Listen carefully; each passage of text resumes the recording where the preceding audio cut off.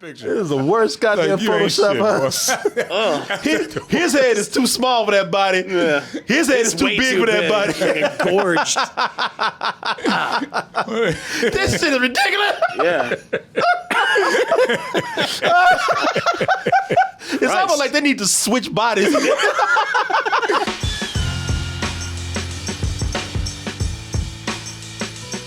Hey everybody, Double Toasted Live is coming to New York on September 10th. Hey, that's my big birthday weekend, so help me celebrate with you. You can get your tickets right now over at doubletoasted.com or go to x1entertainment.com/double-toasted-Brooklyn.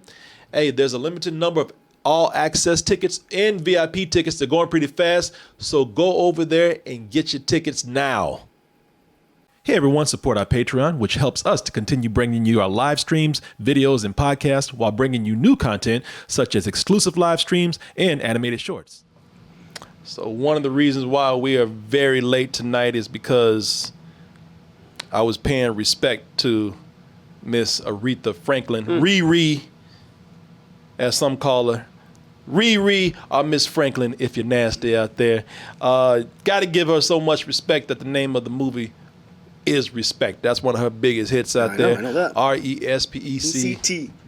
Find out what's the rest of the word? What it means to me. Oh, how'd you see people? She demands so much respect that this man over here, who doesn't even know music. I don't. He knows that goddamn song. Oh yeah, she was in Blues Brothers, right?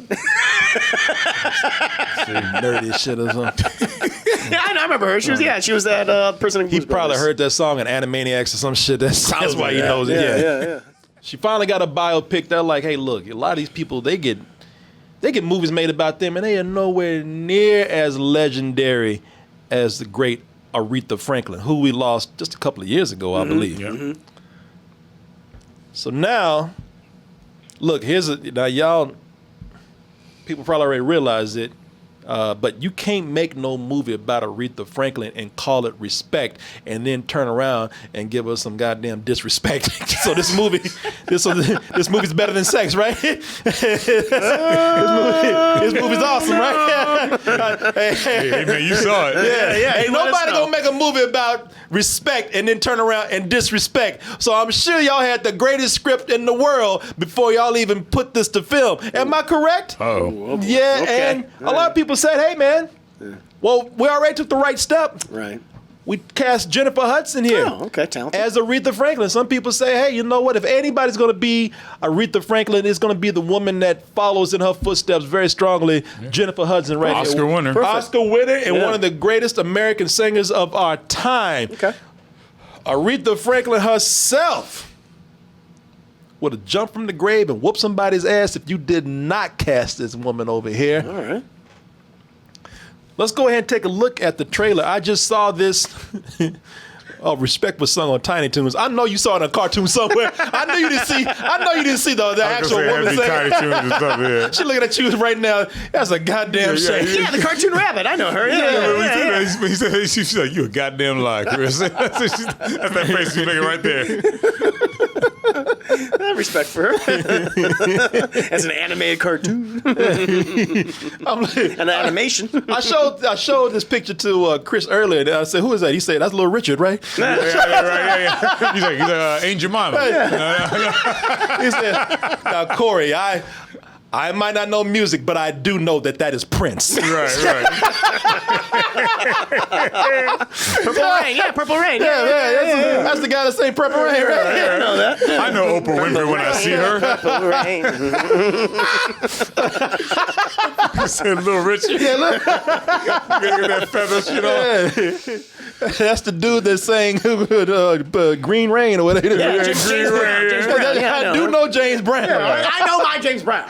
And that is him. Yeah.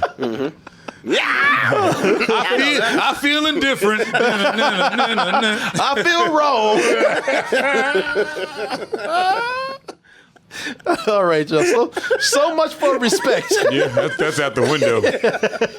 Y'all ain't shit. I will give my review. I'm sorry. It's too late now, man. It's too late for that. It's out there. Give my review right after this.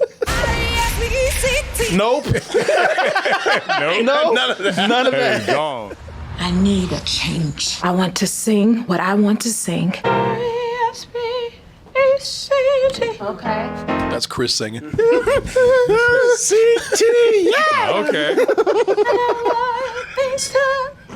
You really like it? When I was in that theater, that shit was a full price because I was in there with a theater full of black women. There you were. And you know they enhance the experience. They sure do. That's like watching 3D. That's like being in virtual reality. Every woman in there was Aretha Franklin or related to Aretha Franklin. Every woman in there was Jennifer Hudson. If you had said anything bad about that movie, like if I had yelled out, "This sucks," they would have beat my ass. You would have made it out. You would have made it out. Shit, I would have made it out of Yeah. there. You thought you talking about his little drive-by with the soda? Nah, that's nothing compared to what they would have done with you. No. They'd have choked your ass out there. They'd That have shit put would your have like a black woman zombie movie. They would have ripped my ass apart. Listen, I'm gonna say first of all, y'all saw that little girl at the beginning of this, man. Mm-hmm. That little girl, the little girl's name is Sky Dakota Turner, and that girl is amazing. She plays young Aretha Franklin. Aretha's doing alright. That's when all the black women think, "Sing it, girl." And she looked adorable doing that line, though, didn't she? She's so cute. And one woman actually said it. Man, we watching a movie, all right? And I'm not lying. We watching a movie. Some woman said, "Take your time, baby." Like that was a person. Like it's a live performance. Like she's watching it live or Yeah, something. like she watching it live. And even she was like, "Bitch, I'm not here." I'm not real. Some woman yelled, "Take your time, baby." Like this, like they actually had control of the events Right. they saw on the screen. Playing out before them in real time. Yeah, of course. Yeah. Hey, listen, I'm gonna say this is gonna sound mean. It's not meant to be mean at all. But I'm just gonna tell you like it is. Hey, look, different song, same shit. Different song, same movie. This is a biopic. It's a musical biopic. Yeah. Formula. It's They all the formula, follow. man. It's the formula. Yep. Yeah, right. It's all the same form. Yeah, it's the origin, the rise, the fall, and the rise again, so that you're leaving the theater feeling Resurrection. good. Always. And I'm not saying, look, I'm not saying that's a good thing or a bad thing. It depends on what you want. Because I would tell you this, look, it's got a great cast. You saw some of the people in there in addition to that little girl. I mean, we got Jennifer Hudson, but we also have people in there like Mary J. Blige, I got to tell you, man, Mary J. Blige for being a singer, being known as a singer, that woman is a better actress every time I see her. Every time I see her in something, she gets better and better. I'm not sure she should have been nominated for the Oscar that time, but I mean, every time I see her, she is better. Yeah, 'Cause she used to be terrible. Oh yeah, but- no, she's Dina Washington here, and I'm so impressed by some of the people. Say what you will about this movie now, but this movie has brought out some really great performances and people, man. In addition to Mary J. Blige, now, you know, I probably have no right, or don't have any place to say this. I probably burned that bridge right now. No, you know, I know. this is Yes, this. you have. Yeah, yes, I have. And Yeah. and this man and anybody else out there, this is where you would tell me to go myself. But also, it kind of goes back to why I probably felt like I did and was so harsh. Marlon Wayans is a wonderful actor, man. Of course you can. Yeah, of course you can be. Mm-hmm. He is really good in this. I believe that. Yeah. And it's too bad because I look at him in some scenes that afro and that mustache. I know he wanted to play Richard Pryor one time. I'm like, Yeah. damn, in a way, maybe you could have got it. I thought of that when I saw the trailer. Yeah. Right? Yeah. This man, I said some terrible things, and I wouldn't go back and do it. Do I feel the same way? You know, Marlon Wayans was making all these movies, and I thought that they were terrible because he was just doing the same thing to get some cheap laughs. When I knew that this man is a great actor. It was like Sandler. Very much so. Yeah. Like Yeah. Sandler. Yeah. He just does the Just comedy. lazy they're ass shit, easy and then he comes out with something like Uncut Gems. Yeah. It's like he's doing this. Requiem from a Dream all the way, Right, all the way back right. then. Yeah. But he is, and I don't, this is one of those things where it's not going to be his Uncut Gems. Nobody. He plays Aretha's husband. If you know anything, he's Ted White, and It's funny because to have the last name White, boy, he does not like white people in this movie, man. Oh, no, yeah. He dislikes white people so much that you root for the rednecks. Oh, damn. The rednecks actually have a point.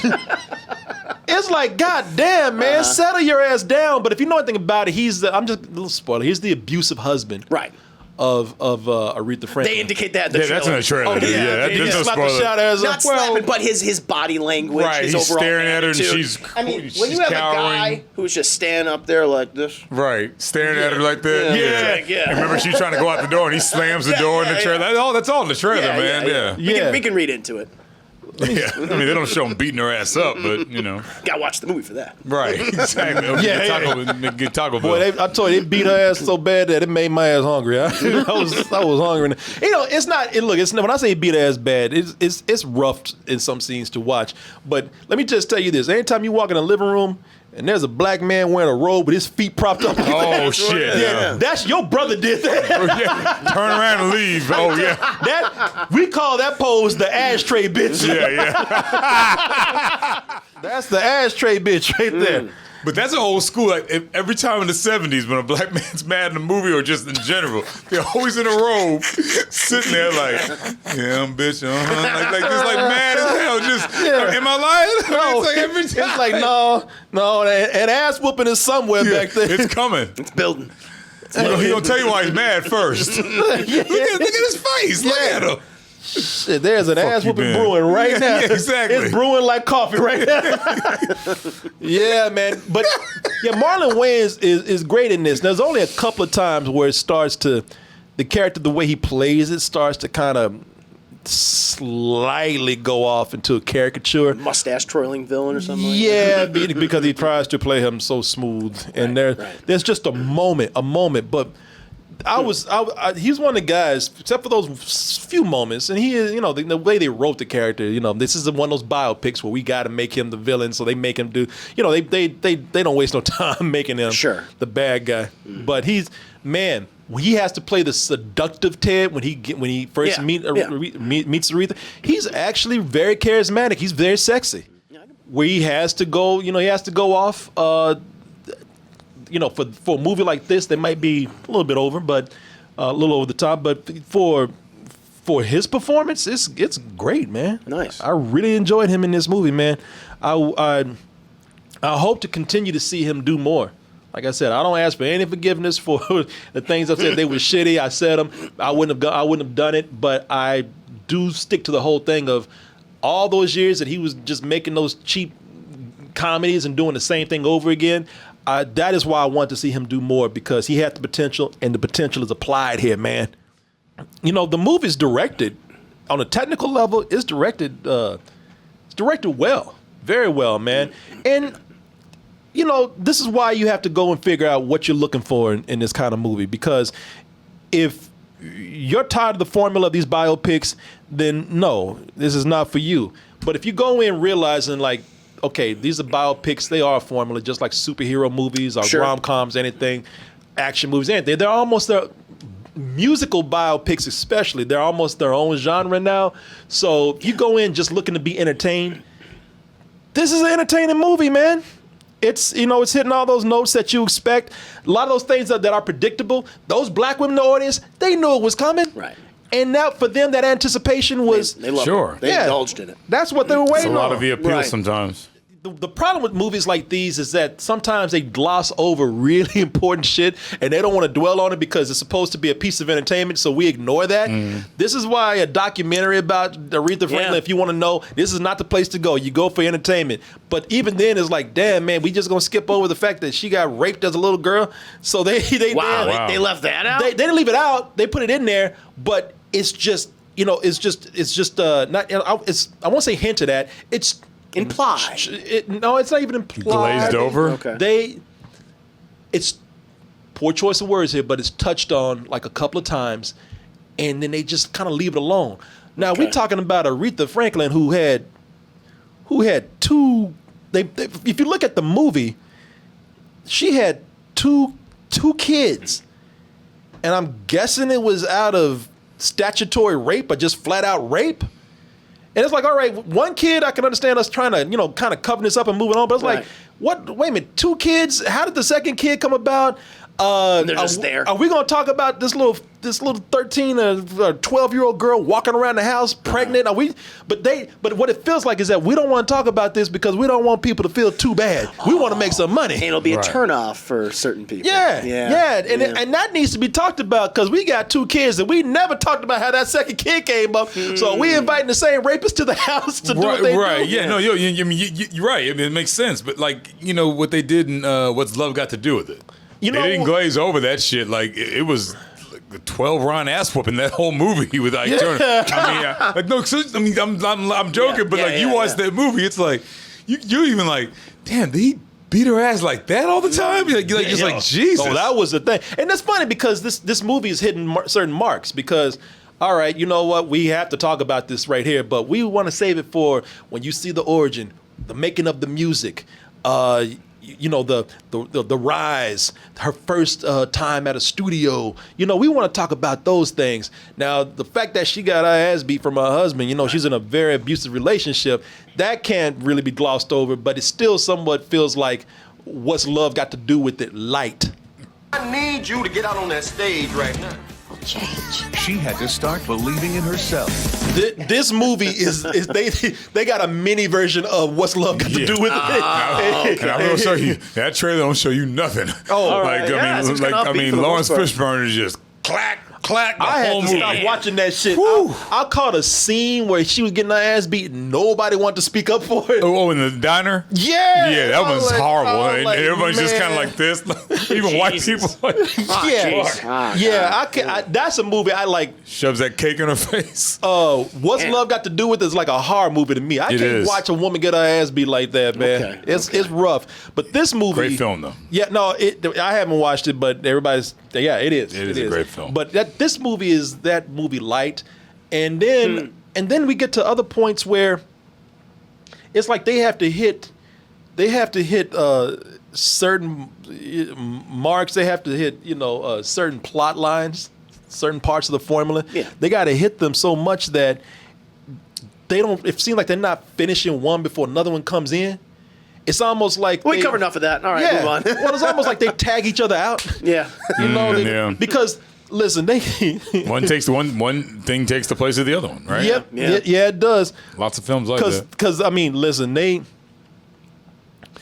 got a point in here where she's she's an activist almost. Like she went marching with Martin Luther King. Right.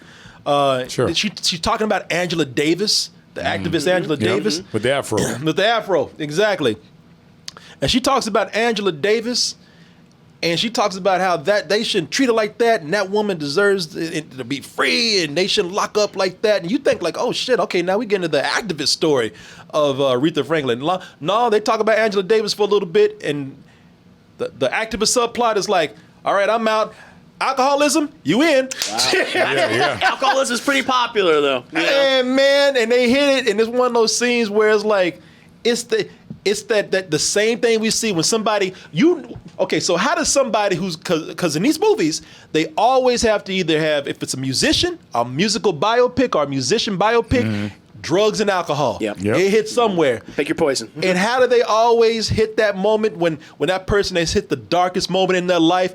They're in a dark ass room. Yep. It's no windows are open, and they're surrounded by empty bottles or drug paraphernalia or something. And they're on the floor just like shaking, always shaking. Right. Bad trip. Yeah. And then somehow that night it was that one last drink. They got all the darkness out. The next morning they cleaned up bottles and put them in the trash and they dump it. Pouring them out. Sink. Like, dump it. Time for me to get clean. Well, I'm glad I had that revelation last night. Got clean in 6 hours. What happened? Yeah.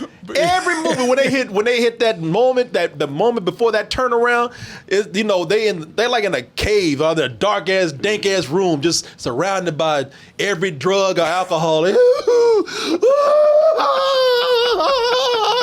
Yeah. And then, well, glad that's done. The next day, it was like, I'm better now. Got it all done with. We're good. Walk the Line was the one that really opened people's eyes. Where they're like, these are kind of the same. Right. That's the one. Because Walk the Line came out the same time as the Ray Charles movie. Right. It was like a year after Ray or something like that. It's the same movie. Same fucking movie. Same movie. Yeah. Humble country beginnings. And then starting off with the small town band, getting on that shit, getting with the women, and then hitting rock bottom, cleaning up, and then yay. Yeah, it's just a movie that is not subtle at all, man. It's not subtle in its formula. It's not subtle in some of the things. Like I say, man, the formula is what it is, and that's why people go. But there's some things like Ted White, the Marlon Wayans character. Yeah. Like they insinuate that he goes and beats up like when he feels disrespected by club owners who won't let Aretha play or tries to not pay them their money, he beats the shit out of them. Okay. And so he comes in, and when he lays down, there's literal blood money on the counter. Like the money's still covered in the blood. money's still crumpled up and covered in blood. Wouldn't you even fold it at least? Yeah, let him know, I guess. That's how hard I fought for you. I will not be disrespected. Throwing the money down like dice and shit. Damn. Get a wallet, man. Doesn't look as good, man. Yeah. Gotta make it dramatic. Yeah, I would not be disrespected, man. I was like, come on. And Dang. and I mean, there are moments here. We're watching some Tyler Perry shit, man. Oh, jeez. Like talking about that, but like the everybody, evil? yeah, everybody Is there bad knows. wigs or something, or what's going on? No, everybody knows that the abuse is coming. Everybody knows, when certain things are happening. But as the way he's some of the lines that he has, and this is where it gets juicy, because it's one of those Tyler Perry movies where they're just so bad. Right. Like this so shit turns evil, into like soap. nobody's that They're evil, super right? villains. It's a soap opera. Yeah, okay. I can Yeah, see like Marlon Wayans goes from being smooth to just being mad all the time. that. That's his one mode. Yeah, they like Does not and, turn and off. it's that movie where they're married now. Okay, well, shit, let's have the abuse begin. It's the Right. turtle The switch. He sees honeymoon's the- over. Yeah, he's He a doesn't smooth have the charmer talker. anymore. The honeymoon's over the next day. All of a sudden he's sour as. Or at least it feels like it. Forrest Whitaker plays a pastor father who knows all. her dad, too? Who knows everybody in the civil rights movement apparently. And but when I say some Tyler Perry shit, there's a moment between, and it's good. There's a moment between him and Marlon Wayans, and that shit is some straight up awesome BET shit. Oh, that wow. happened right there. All Yeah, right. guns were pulled. Oh shit!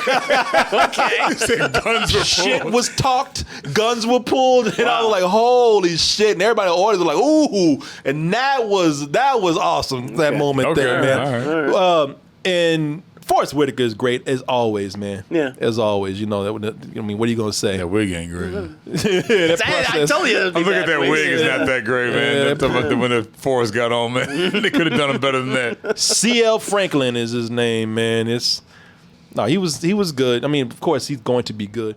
And Mark Maron was good. Mark Maron's always good. Yeah, man. he's always. Yeah, no, he's playing himself, but pretty much. No, He's good pretty at much- playing himself, He though. is. But he's cool at look, I don't care what y'all say about me. I'm trying to make money. Because at one point they accuse him of getting out of line, maybe saying racist things, maybe not being, buy that. not being sensitive enough. And he's like, I don't give a what y'all think. I'm trying to make some money here. Yeah. And do you want to, but he's not a callous or unsympathetic character. Mm-hmm. He's actually one of the most likable characters in the movie because he has to deal with her husband's bullshit a lot of the times. Yeah, and there's one moment. He's so good. There's one moment where, like I said, there's pockets of really great drama here. There's a moment where he's trying to do the best business decision, and he's being undermined so many times by Ted.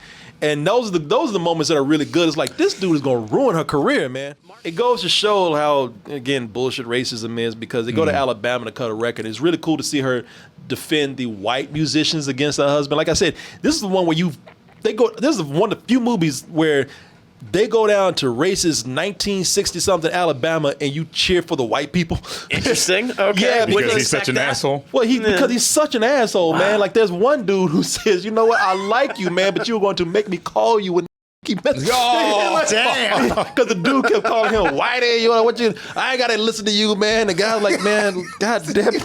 Wow. Okay. I don't think that's ever happened before, like in a movie. That's original. Yeah, You gonna make me do it? I was like, man, you're probably racist because you even thought that, but god damn it, this dude has pushed you to do it. Right, exactly. You're like, All right, you get this one. Black people and racists teamed up against an asshole. Interesting. This is like the Marvel Cinematic Universe of famous black people from the 60s because everybody's there. They have all these singers there, Smokey Robinson, Dinah Washington, and then they got the activists that are in there. You know, they got Martin Luther King is there, which her father apparently knew Martin Luther King if you go by the movie. So but I looked at this and I was like, I'm trying to find one, and maybe it's out there, but I'm trying to find one movie where they have Martin Luther King in there where he looks like Martin Luther King. I was going to say, like, that's Martin Luther King? I ain't seen one. Which one? Ali, LeVar Burton. LeVar Burton. What did he look like? I thought he did. I have to go back He and look at plays that. him in like 2 scenes in Ali. Because I'm looking here and I'm just like, damn, I haven't seen. Yeah. I've seen all these different. I've seen these That different. does not, though. No, fucking, not at all. I've seen these Loki variants of Martin Luther King.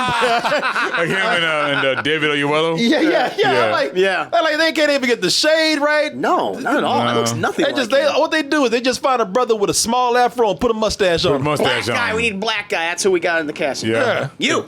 Put a half-fro on him. Not afro, a half-fro. I tell you, man, this is it's like I said, it's an entertaining film, and I did have fun with it. There's moments in there that are awesome, man. It's near the end of the movie, man. They know who their demographic is who are going to see this, and like I said, it's mostly probably going to be a black demographic, mostly made up probably of black women, and because of that, this shit gets very Tyler Perry at the end. They take everybody straight to church, boy. Oh, there she is. Get it cleaned up, right? There Go to she is, church, right before need she God. was surrounded by those bottles. There she you is. tell. Yeah, that's where, and that that's the afro. kickoff right there. She's such an alcoholic. She pouring liquor into her hair. Need to absorb it somehow. She's about to cheers the mirror. Cheers. Do this, baby. Should I afro drinking that alcohol? Oh, Lord. But it's always because when you can always tell when the singer in the movie like that starts getting into the alcohol shit. They always got a fro because usually in the 70s when they start up, because they always start fucking up in the 70s. I'm telling you, serious. But at the end, and now it makes sense. But they go to church. It's all about Jesus at the end. Right. But it's because this is it's that turning point where she wanted to make a gospel album. Oh, okay. But I don't have a problem with that. That's what happened, and that's the story they have to tell. But it's they almost write the dialogue like they're preaching. There's when they got preachy. I know what you mean. To the point where they were preaching like they were in church. Right. They're saying things like, I'm gonna paraphrase. You need God or something like that. Something to that effect is like where it says, "I'm not making this for myself. I'm making this for the Lord, and the Lord will tell me where I need to go. The Lord will guide me. I stopped drinking because God told me to stop drinking." Of course, the women in the theater, amen. That's right. Right. And you're sitting there going, I know that's not how that conversation that's went in not real how that life. conversation There's no went. way. Yeah. She went and said, look, motherfucker, I'm making this album. I run shit around here, and that's about it. You know it's You need to quick get on because this. the Lord has a plan for you, and you'll stop when the Lord tells you to stop. But right now, God needs you to do His work. Something to that effect. Right, So right, everybody right. know it. It's gonna be like, hey, I know that's right. Meant to be crowd pleasing. Jesus. Right. Yeah, Right. man. It was her agent going, look, we've got a contract that stipulates that she can do whatever she'd like. That's what really happened. Wasn't none of that bullshit. God's telling me to write this album right here. That was the other thing where like when she quit alcohol, she was just like, the Lord says it's time to stop. Something to that effect. No AA, nothing like that. Just time to stop. It was like, she did on her own regard. I got the gospel. Right. So it's Well, like, it's crowd pleasing, so that's why they Yeah. Yeah, sure. They all take liberties. They all took liberties. Yeah. Yep. I don't like when black people are manipulated by religion and shit. So that's I hate that shit. Yeah, So I don't even hate get that me shit, started.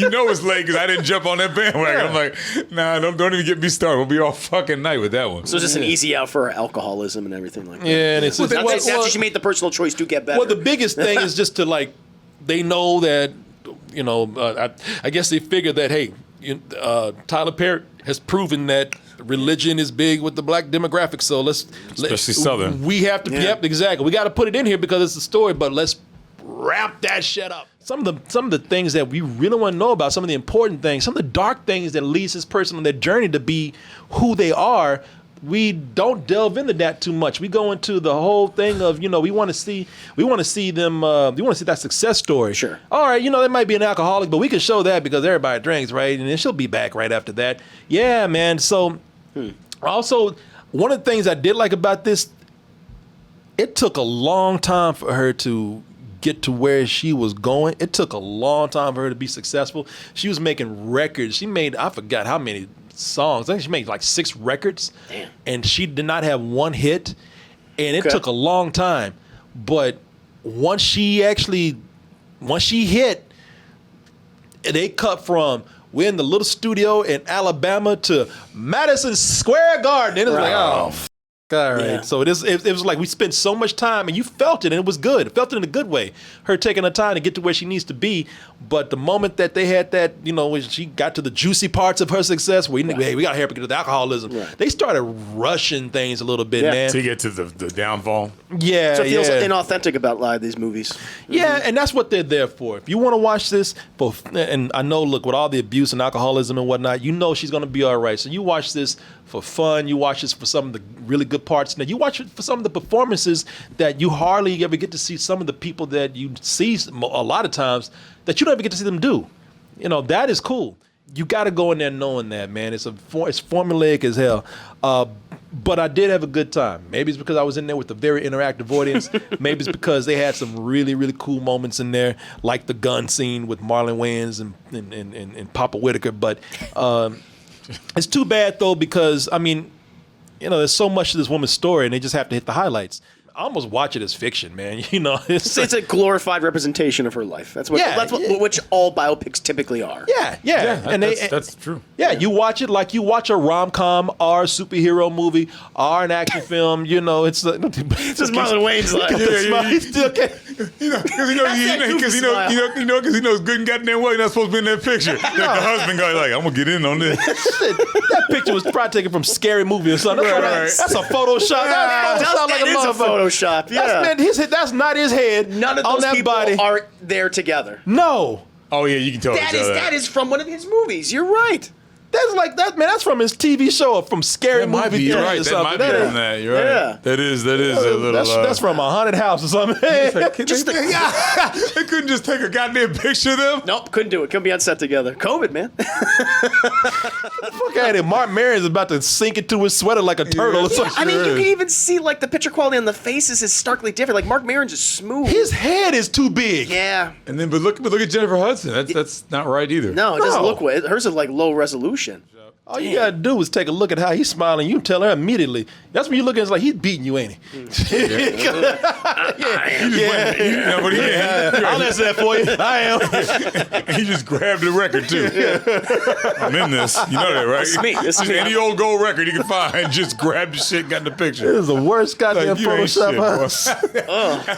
His head is too small for that body. Yeah. His head is too big for that body. Gorged. This shit is ridiculous. Yeah. It's almost like they need to switch bodies. It's a low man name, man. Low man name. Yeah, a low man name. I enjoyed what I watched as just a movie, not anything that was informational or educational. Mm-hmm. Yeah, it's a low man name. Might have red box it. Yeah, exactly. Yeah. I have one last question. What's up? Does the snot appear? Oh. You know what? There's not one moment that snot when she's singing. Yeah. There's not one moment that snot comes out. No snot bubbles? No bubbles? No bubble. That's a geyser. That's a gusher there. Yeah. That's a river of snot. That's a gallon of snot. Exactly. That's like a snail crawled up her nose. He's trying to stay in there. Even people that didn't see cats know about the snot. Yep. Yeah. Up here looking at a cat with pneumonia right now. Just a cat with a sinus infection. What's wrong with you? I finally watched it. It was like, she sings the whole song like that. Just like that. Yeah. It's so weird. It's so unintentionally funny. Goddamn cat with COVID right now. Really, yeah. No, there's no snot. No, it's Okay, I was just people were gonna be asking. No, I know. No, and I actually that's why I had that clip ready right there because I was We were going to asking address about that. it earlier, remember? I was going to address that. No, Thank you. But then she Grisabella wonders why nobody wants to hang out with her. When the other Jellicoe cats want to be around her. Well, why?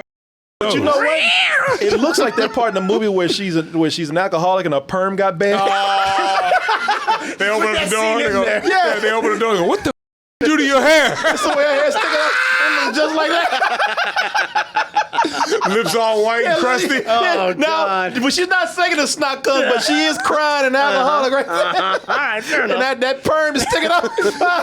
So some of it was featured. Mouth all dry. I love it. You like a crackhead and shit. So good question. Yes. You shut up. Good question, sir.